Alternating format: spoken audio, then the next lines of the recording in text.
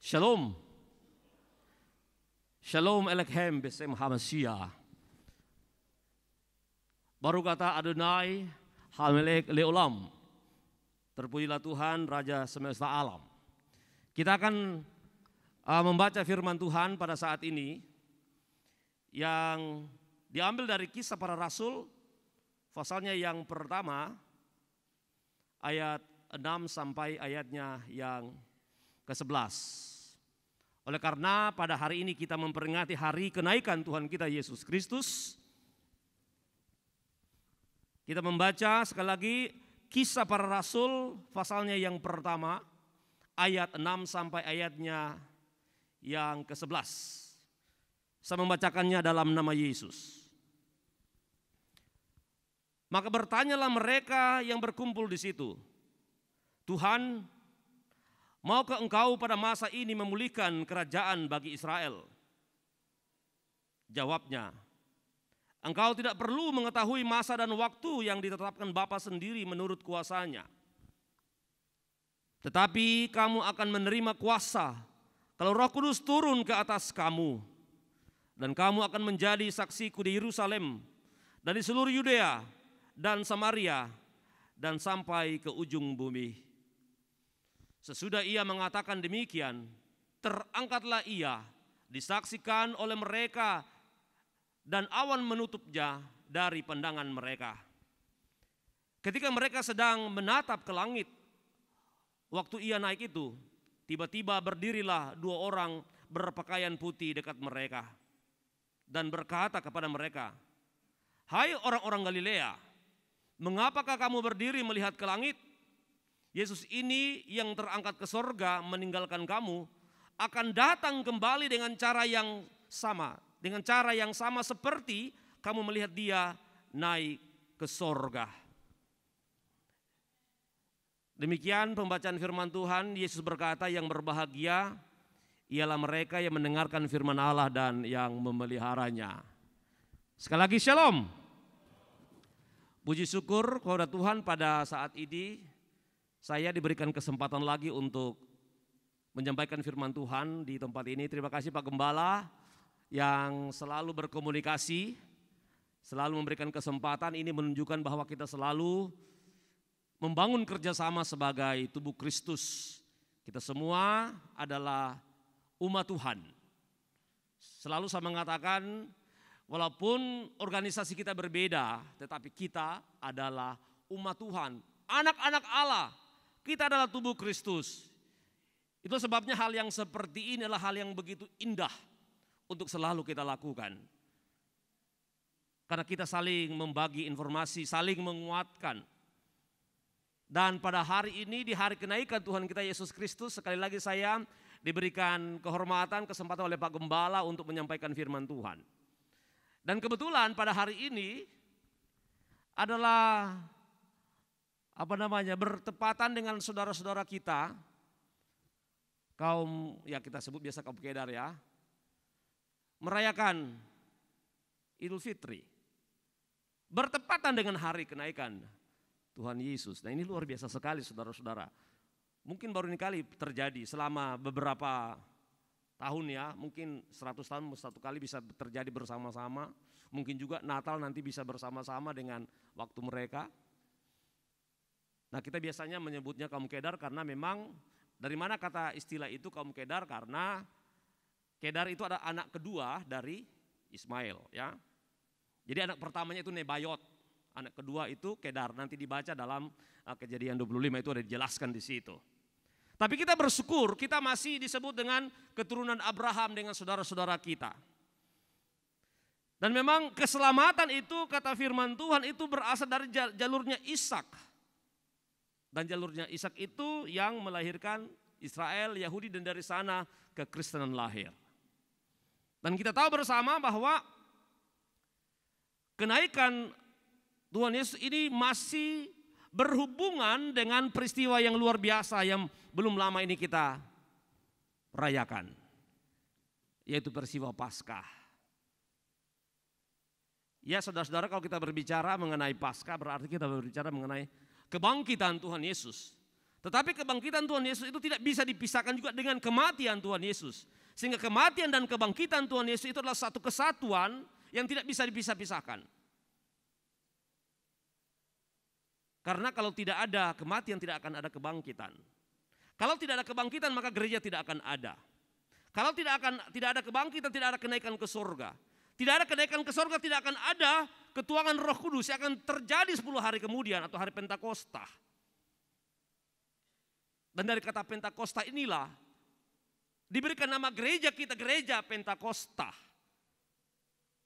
Itu sejarahnya ya kita tahu bersama itu pada abad ke-19 tahun 1900. Satu terjadi pertama di PK kemudian juga di Amerika ya. Itu terjadi fenomena glosolalia yang kemudian melahirkan gereja Pentakosta. Jadi 10 hari kemudian setelah kenaikan nanti kita akan merayakan itu lagi. Jadi kita selalu diingatkan bahwa gereja kita ini betul-betul lahir dari kuasa Allah. Bukan oleh karena kemauan manusia. Bukan oleh kemauan bapak-bapak gereja. Bukan kemauan oleh para rasul, bukan. Tetapi betul-betul oleh karena Yesus yang mendirikan. Yesus yang menanamkan benih firman-Nya yang mana benih itu adalah dirinya sendiri sebagai firman yang hidup dan itu yang tumbuh kemudian menjadi gereja yang besar. Pada awalnya memang gereja merupakan kelompok kecil, kelompok minoritas. Tetapi dengan kuasa Roh Kudus, dengan mujizat-mujizat, banyak orang yang dipanggil, banyak orang yang percaya sehingga lahirlah gereja. Saya sangat dihibur, dikuatkan oleh praise and worship tadi, puji-pujian luar biasa. Roh Kudus bekerja sehingga kita semua disegarkan di hari kenaikan Tuhan kita Yesus Kristus ini. Nah saudara-saudara, pada hari ini tema kita adalah berbicara mengenai kenaikan Yesus Kristus. Dan dia akan datang kembali. Jadi ini penting sekali saudara-saudara bahwa Yesus Kristus bukan hanya naik tetapi dia akan datang kembali. Dan itu adalah janji Tuhan. Tapi mari kita lihat apa yang terjadi. Berdasarkan bacaan kita tadi ya. Dikatakan ketika murid-murid menanti-nanti. Ketika sudah terjadi kebangkitan penampakan yang Yesus nyatakan kepada murid-muridnya selama 40 hari ya. Kita baca ya dalam Alkitab beberapa kali Yesus menampakkan diri mau mengatakan bahwa dia benar-benar bangkit, dia benar-benar hidup. Dan pada hari ke-40 dia naik ke surga. Dan menarik sekali di sini saudara-saudara, ketika murid-muridnya bersama-sama dengan dia menghantar dia ke suatu tempat yang bernama Bukit Zaitun ya. Kalau kita membaca dalam ayat yang ke-12 ya dari Kisah Rasul pasal yang pertama, Yesus bersama murid-muridnya itu berada di Bukit Zaitun. Ketika Yesus berbicara kepada mereka, maka Yesus terangkat. Jadi di mana Yesus naik itu dari Bukit Zaitun. Nah, bagi saudara-saudara yang sudah pernah ke Yerusalem pasti tahu di mana Bukit Zaitun itu ya. Kalau kita lihat di bacaan kita dalam ayat 12 dikatakan itu hanya seperjalanan Sabat jauhnya. Seperjalanan Sabat itu ya kira-kira 1 mil 1,8 lebih meter. Berarti hampir 2 kilometer itu seperjalanan Sabat jauhnya. Ini adalah peraturan bangsa Yahudi, peraturan Taurat bahwa pada hari Sabat ya tidak boleh mengadakan perjalanan jauh-jauh. Ada batas yang harus ditaati, jangan melewati seperjalanan Sabat. Jadi kalau Bukit Zaitun berada di Yerusalem itu kalau tidak salah itu di bagian timur ya dia. Kalau kita ke sana kemudian ada bukit di atas, ya kita bisa melihat Yerusalem di seberang sana. Kemudian di bawahnya itu ada Lembah Kidron, Taman Getsemani. Ya. Di atas itu Yesus membawa murid-muridnya, kemudian Yesus berpisah secara ragawi, secara tubuhi. Yesus naik ke surga. Jadi ketika sementara murid-muridnya melihat ke atas, ada 2 malaikat yang datang tiba-tiba di situ dan berkata kepada mereka, ayat yang ke-11, "Hai orang-orang Galilea, mengapa kamu berdiri melihat ke langit? Yesus ini yang terangkat ke sorga, meninggalkan kamu, akan datang kembali dengan cara yang sama seperti kamu melihat dia naik ke surga." Nah, ini menarik sekali, dia akan datang kembali. Kita sudah tahu bahwa Yesus sudah melayani di bumi ini, bahwa dia sudah mati dan bangkit. Semuanya sudah terpenuhi, tapi masih satu yang kita nantikan, yaitu kedatangan Yesus yang kedua kali. Pertanyaannya itu kapan? Banyak sekali orang yang mau mereka-reka, mau menghitung kapan Yesus akan datang. Padahal dalam Alkitab dikatakan bahwa dia akan datang seperti pencuri dan tidak ada orang mengetahuinya. Jangan menghitung-hitung, itu sebenarnya mau dikatakan. Tapi yang pasti dia yang akan datang. Namun kedatangan Tuhan Yesus yang kedua kali ini itu akan disertai oleh tanda-tanda. Itu yang dikatakan oleh firman Tuhan. Firman Tuhan tidak mengatakan tanggal dan tahun, tidak. Tapi yang dia katakan adalah tanda-tanda kedatangannya. Ada banyak tanda-tanda kalau kita membaca dalam Alkitab ya. Itu sekitar 14 tanda yang disampaikan. Kita akan melihat beberapa hal. Yang pertama kalau kita melihat itu dikatakan akan terjadi peperangan di mana-mana. Itu bisa dilihat dalam Matius 24 ayat 6. Menjelang kedatangan Yesus, menjelang kedatangan anak manusia akan terjadi peperangan di mana-mana. Dan kita tahu begitu banyak perang sekarang terjadi ya. Kalau kita membaca sejarah, ada yang disebut perang dunia pertama, ada perang dunia kedua. Perang antar bangsa, perang antar negara, perang ekonomi, dan perang-perang yang tidak kelihatan. Itu sudah terjadi. Itu baru tanda-tandanya. Belum datang, tapi kita sudah diperingatkan. Jadi saudara-saudara kalau kita lihat sekarang ini, dalam dunia kita yang canggih ini, begitu banyak perang ya, perang dagang, perang informasi, perang ide, perang ideologi. Itu yang terjadi sekarang. Dan karena itu kita tidak perlu heran kenapa itu terjadi, karena Alkitab sudah mengatakan bahwa itu harus terjadi sebelum kedatangan Yesus yang kedua kali. Kemudian kalau kita melihat juga tanda yang kedua itu adalah munculnya Mesias palsu. Apa itu Mesias palsu? Ada banyak orang yang memberikan ajaran-ajaran yang palsu, mengatakan saya adalah pemimpin, saya adalah titisan Tuhan. Nah saudara-saudara sekarang ini yang lagi gencar-gencarnya itu yang kalau kita membaca di medsos, di internet, ada kelompok dari Cina yang mengatakan bahwa Yesus katanya sudah datang yang kedua kalinya, tapi dalam wujud seorang perempuan yang namanya Yang Bin ya. Dan dia mengumpulkan banyak anggota, dia dan suaminya menyampaikan ajaran-ajaran sehingga mereka menjadi kaya. Nanti search di Google ya. Ada gereja yang kedengaran nama gereja, tapi sebenarnya agak berbeda dari gereja yang sesungguhnya. Yang sekarang ini yang lagi tren-tren itu kalau tidak salah ada yang disebutkan gereja Tuhan yang Maha Kuasa ya. Bisa cari sendiri di internet, di Google itu banyak ya, di YouTube.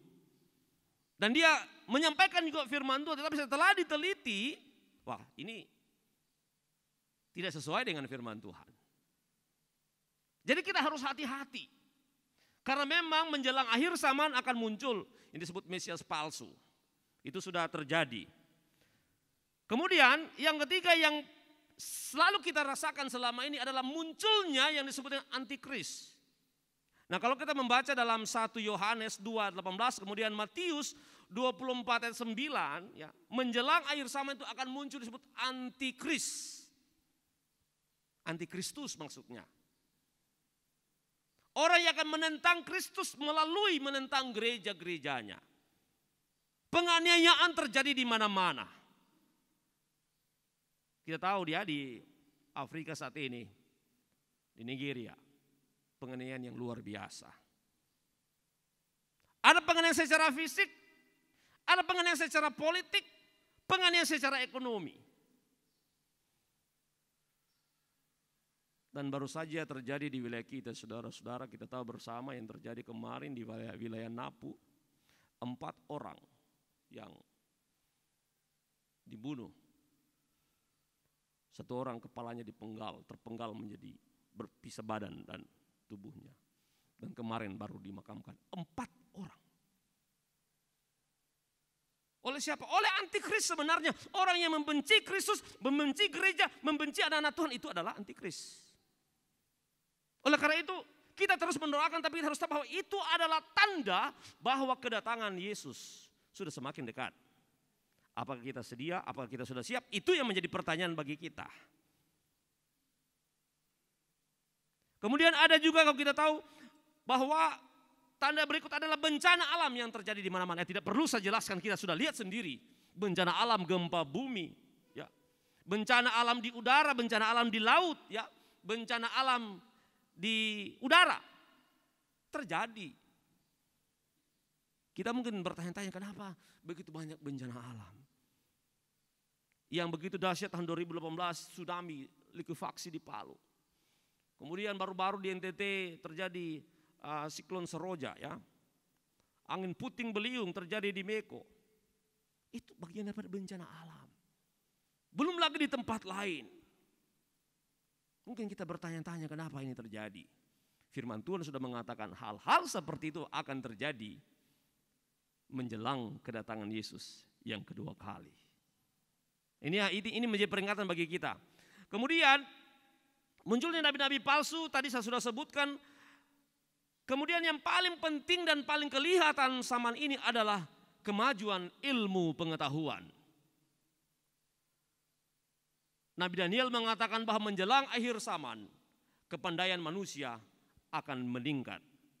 Daniel 12 ayat 4. Kita mungkin sekarang ini hidup di zaman, kalau kita yang sudah usia 50-60-an, pasti kita mengerti bagaimana hidup kita masih anak-anak. Bagaimana teknologi pada masa itu. Tidak pernah terpikirkan akan ada yang disebut HP.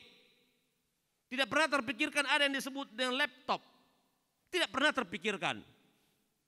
Tidak pernah kita memikirkan bahwa ada kita menulis di sana, orang terima di sana secara live.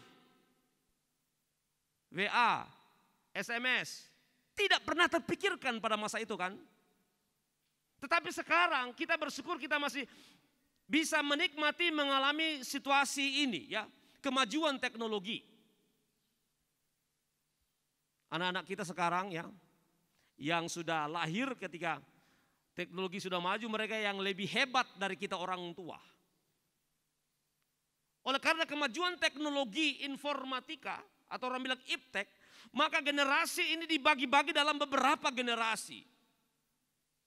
Kalau tidak salah saya juga sudah pernah menyampaikan, ada 4 bahkan 5 generasi yang saat ini yang dikenal oleh kita di dunia ini. Yang pertama itu disebut generasi baby boomers. Ya, siapa baby boomers? Mereka yang lahir sebelum tahun 60 itu baby boomers, ya. Jadi yang sebelum tahun 60 itu generasi baby boomers yang disebut generasi tradisional, generasi konservatif. Kemudian yang lahir antara tahun 60 sampai tahun 80 itu disebut dengan generasi X. Nah, siapa yang lahir dia tahun itu? Ya, saya salah satunya, ya. Generasi X. Orang bilang generasi kuat. Kenapa generasi kuat? Karena dia bisa mengalami masa baby boomers dan juga masa milenial. Teknologi mulai muncul pada masa itu. Komputer yang ada pada waktu masih komputer pakai tabung yang besar waktu itu. Kalau orang menggunakan komputer, dia harus menghafal kunci-kuncinya, ya. Alt F1, F2, F3 dan segala macam. Kan sekarang main klik-klik saja, mudah sekali. Itu masa generasi X. Kemudian yang lahir dari tahun 80 atau 81 sampai tahun 95 itu disebut dengan generasi Y atau milenial. Jadi Bapak Ibu yang lahir di antara masa itu adalah generasi milenial. Generasi di mana teknologi sudah mulai maju, bahkan sudah maju. Kemudian yang lahir tahun 95 sampai tahun 2000, ya katakanlah sampai 2012 itu disebut generasi Z. Nah ini generasi Z atau dalam pasca milenial. Anak-anak kita, anak-anak SMA itu banyak yang generasi Z. Yang lahir tahun 2012 sampai sekarang itu disebut generasi Alpha. Pembagian generasi. Sebenarnya mulai dari milenial, kemudian Z sampai Alpha itu sebenarnya hanya sambungan dari generasi yang satu ke generasi yang lain. Setelah itu kita tidak tahu generasi apa, kita tunggu saja apa istilah selanjutnya. Tapi ini menandakan bahwa kita sudah hidup di zaman teknologi yang begitu canggih. Orang-orang bekerja sekarang ini kalau di beberapa negara yang sudah betul-betul menggunakan teknologi 4.0, bahkan sekarang ada 5.0, revolusi industri 4.0 atau 5.0, itu semuanya serba digitalisasi. Kita ke bandara ya, tidak ada lagi orang yang terima kita. Kita tinggal pencet tombol, kita tinggal scan, kemudian keluar boarding pass, kita atur sendiri. Kalau misalnya kalau kita ke Finlandia, di Singapura itu di Terminal 3 kalau tidak salah itu menggunakan sistem itu. Jadi kalau kita orang bilang gaptek atau gagap teknologi, kita akan kebingungan. Kita bertanya bagaimana bisa terjadi? Ada teknologi yang sekarang ini yang sementara populer yang disebut dengan AI atau Artificial Intelligence atau kecerdasan buatan. Sehingga semuanya menjadi serba otomatis. Orang melakukan pekerjaan otomatis. Dia tinggal pasang softwarenya saja, semuanya bisa berjalan sendiri. Jadi seperti robot yang dipakai oleh manusia, tinggal dibuat perintahnya, dia akan lakukan pekerjaan itu. Makanya disebut Artificial Intelligence atau kecerdasan buatan. Ini adalah kemajuan ilmu pengetahuan. Dan sekali lagi jangan kita heran, karena itu sudah dinubuatkan. Menjelang akhir zaman, kepandaian manusia itu akan meningkat. Luar biasa. Oleh karena kepandaian itu meningkat, teknologi meningkat, maka perilaku manusia juga berubah. Nah kita bandingkan anak-anak kita sekarang dengan anak-anak yang dulu tuh dalam berperilaku berubah. Anak-anak sekarang mentalnya apa istilahnya, suka yang instan-instan ya. Karena memang dunianya instan ya. Dunia yang selalu ditemani oleh wifi atau sinyal. Kalau tidak ada sinyal dia stres dia ya. Karena memang dia sehidup dalam lingkungan itu. Perhatikan anak-anak kita kalau tidak ada kesibukan, tidak ada HP, dia seperti tidak bisa berbuat apa-apa. Harus cari kasih HP. Supaya dia bisa main online, main game. Dan kita tidak sadar bahwa itu kadang-kadang yang mempengaruhi otak anak-anak kita. Sehingga bisa berperilaku keras kepala, bisa berperilaku yang tidak dengar-dengaran oleh karena dipengaruhi oleh teknologi itu. Nah sehingga orang tua harus mendampingi anak-anak dalam menggunakan teknologi seperti ini. Ini adalah zamannya. Kita tidak bisa mengatakan, oh jangan terjadi hal itu. Firman Tuhan mengatakan itu akan terjadi menjelang akhir zaman. Kalau kita melihat dunia sekarang ini seperti orang bilang, sedikit gila barangkali ya. Ada yang tidak pernah terpikirkan dulu terjadi sekarang ini. Misalnya ada perkawinan sesama jenis. Ya, LGBT. Beberapa negara yang mensahkan, ada undang-undang mensahkan perkawinan sejenis, termasuk Amerika satu. Beberapa negara di Eropa sudah mensahkan itu. Wah, ini mengerikan bagi kita. Apa itu LGBT ya? Lesbian, gay, bisex, transgender. Itu LGBT. Mengapa itu terjadi? Firman Tuhan mengatakan menjelang akhir zaman kelakuan Sodom dan Gomora akan terjadi. Yaitu kalau kita lihat saudara-saudara dalam Lukas ya, kalau kita membaca dalam Injil Lukas itu dikatakan bahwa menjelang akhir zaman itu akan terjadi manusia seperti pada zaman Sodom dan Gomora. Kita tahu kan Sodom dan Gomora seperti apa? Ditunggang balikan oleh Tuhan oleh karena dosa mereka yang tidak wajar. Dan itu terjadi sekarang. Gereja-gereja berdebat, gereja pecah oleh karena hal ini. Ada yang mengatakan ya kita setujui saja. Karena mereka juga kan manusia yang harus dikasihi. Betul, harus dikasihi. Tetapi apakah kita juga harus kompromi dengan seperti ini hubungan yang sejenis? Firman Tuhan tidak pernah mengatakan ada perkawinan antara Adam dan Tono, tidak ada ya. Yang ada Adam dan Hawa. Tuhan menciptakan dua jenis laki-laki dan perempuan, betina dan jantan. Tidak ada jantan dengan jantan, betina dengan betina. Lalu apa yang terjadi? Ini terjadi penyimpangan. Menjelang akhir zaman, iblis bekerja mengacaukan kehidupan manusia. Oleh karena kita harus waspada, harus hati-hati dengan apa yang terjadi sekarang ini. Jangan kita ikut-ikutan dengan yang salah. Ada gereja-gereja yang agak liberal ya, liberal itu yang ya terlalu bebas, yang mengiyakan perkawinan sejenis. Dengan berargumentasi begini, kalau yang di Hong Kong dikatakan begini, perkawinan itu, the marriage is based on love, not on sex. Dia bilang bukan masalah jenis kelamin. Wah itu repot itu. Harus didasarkan pada cinta. Betul, itu kedengarannya betul. Tetapi kita lihat cinta yang mana? Laki-laki dengan laki-laki, perempuan dengan perempuan. Firman Tuhan mengatakan orang-orang seperti itu tidak akan mendapat tempat di dalam kerajaan Allah. Artinya Alkitab melarang keras perbuatan seperti itu. Dan ini terjadi menjelang akhir zaman. Menjelang kedatangan Yesus yang kedua kali. Tanda berikut adalah banyaknya kebohongan, fitnah terjadi di mana-mana. Nah sekarang kita sering mendengar istilah sebut hoax ya.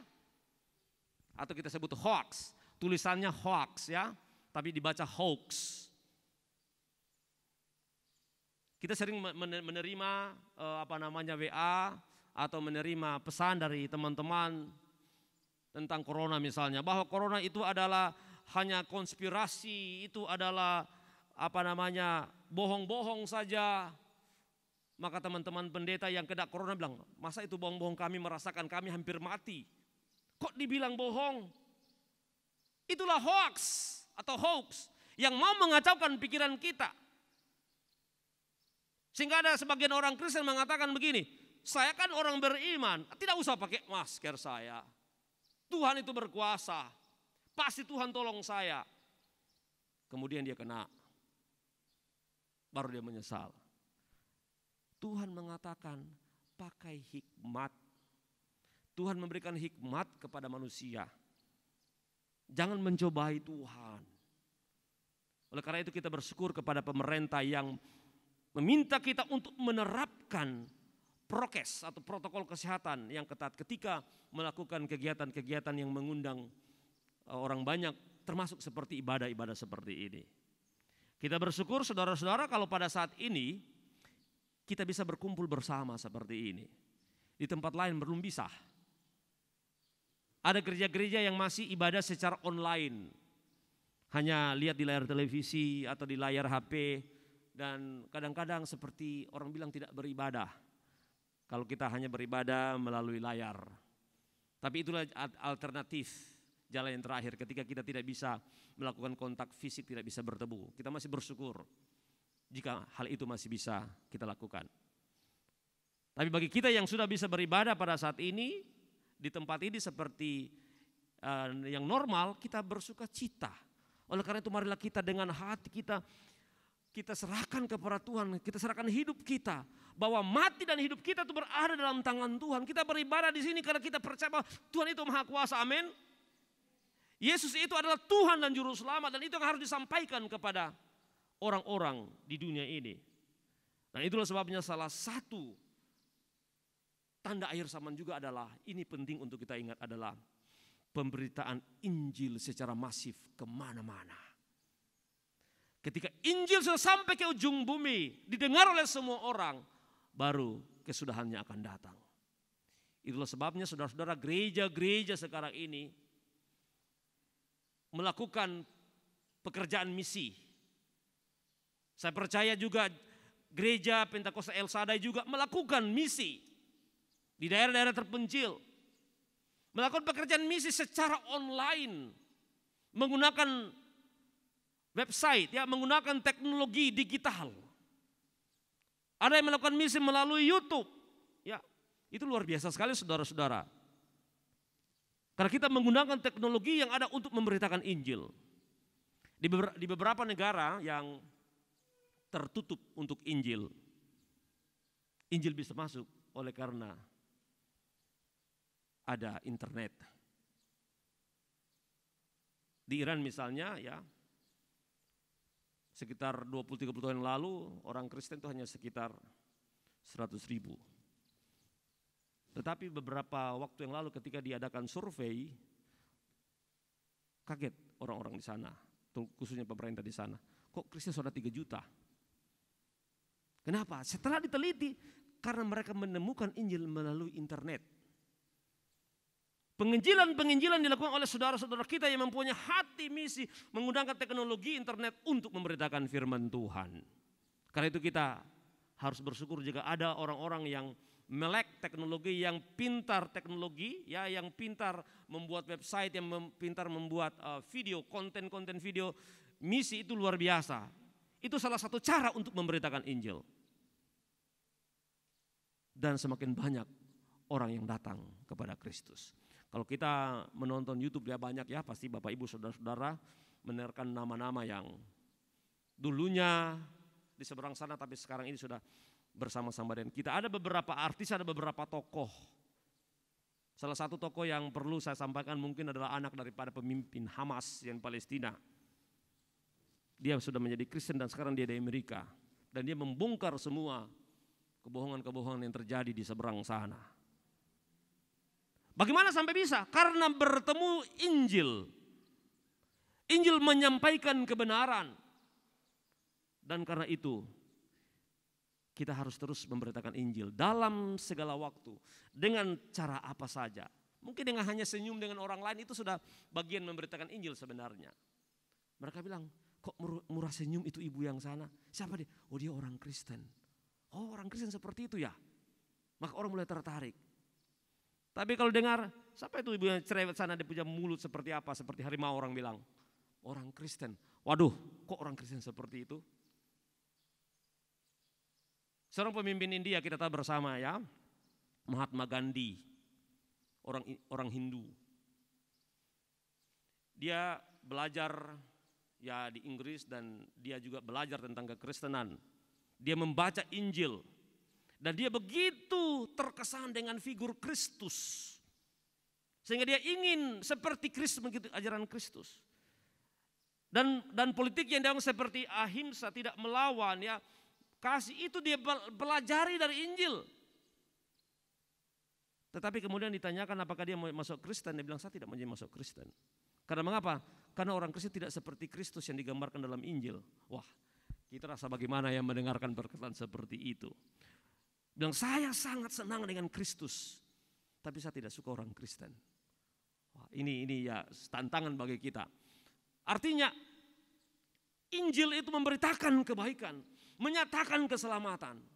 Dan karena itu orang percaya harus hidup berdasarkan Injil itu. Supaya kita menjadi, Paulus mengatakan surat-surat yang hidup, yang dibaca oleh orang.